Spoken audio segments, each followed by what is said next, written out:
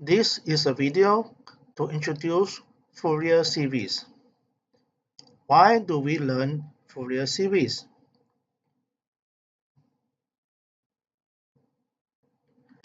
By the way, who is Fourier? Fourier was a French mathematician, a student of Lagrange and Laplace, who are famous mathematicians at that time. He was a close friend of Napoleon and was a scientific consultant for his army. Most of his works were on heat theories and expansion of functions into trigonometric series, which we call them Fourier series. Fourier series is a study of periodic function. An example of periodic function is a sine curve. The portion of a sine curve which are highlighted in blue is called a cycle. The cycle is from peak to peak here, and the time taken is called a period t. And frequency f here is equal to the number of cycles in 1 second. Usually is measured in hertz. For example, if the frequency is 60 hertz, that means that there are 60 cycles in 1 second. Fourier series is a means of approximation of function ft, particularly for periodic functions like sine curve or cosine curves. In terms of a series of trigonometric terms, such as sine and cosine terms. So, ft is equal to a0, a constant, plus summation of an cosine n omega 0 t plus bn sine n omega 0 t, where n from 1 to infinity, and this omega 0 is called the angular frequency, where the coefficient a0, a1, a2, a3, and b1, b2, b3 can be obtained by integration. This is called a series because this is actually an infinite sum of infinite number of terms involving sine and cosine terms. That means that there will be infinite number of a0, an, n from 1 to infinity, and bn, n from 1 to infinity. What are the some applications of Fourier series?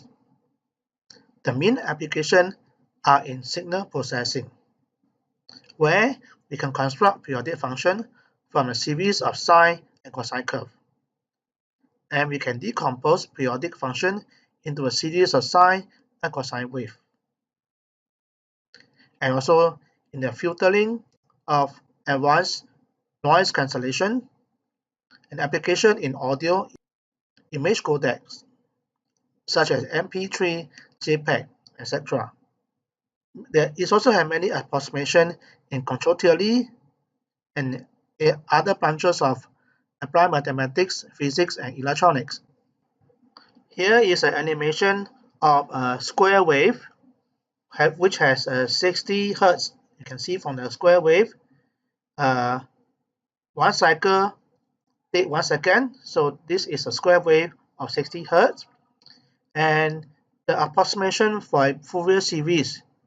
Okay, so you can see that for the Fourier series, by changing the n is the number of terms. So starting from n equal to 1, 2, 3, 4, as the n increases, you can see the approximation of the square wave by the Fourier series. Okay, here is a online tone generator. Let's try to hear a square wave. I'm going to start with 60. How does square wave of 60 Hz looks like? So let's play. Square wave of 60, right? So let's play here. 60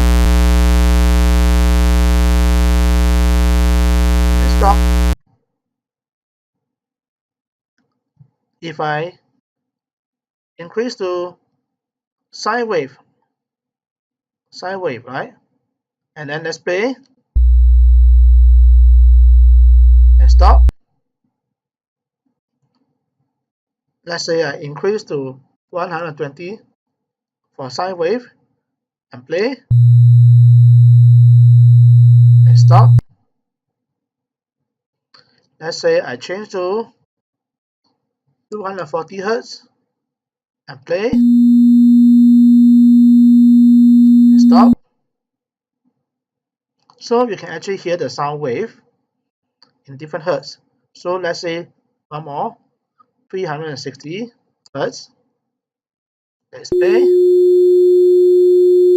and stop.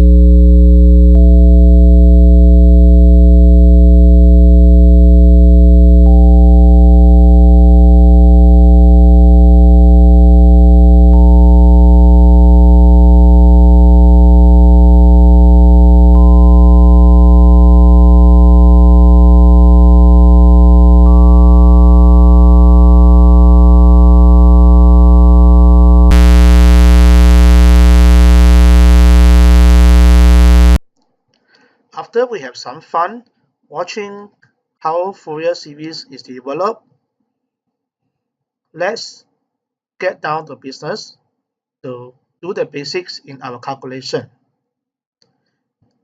This is covering in chapter 5, part B.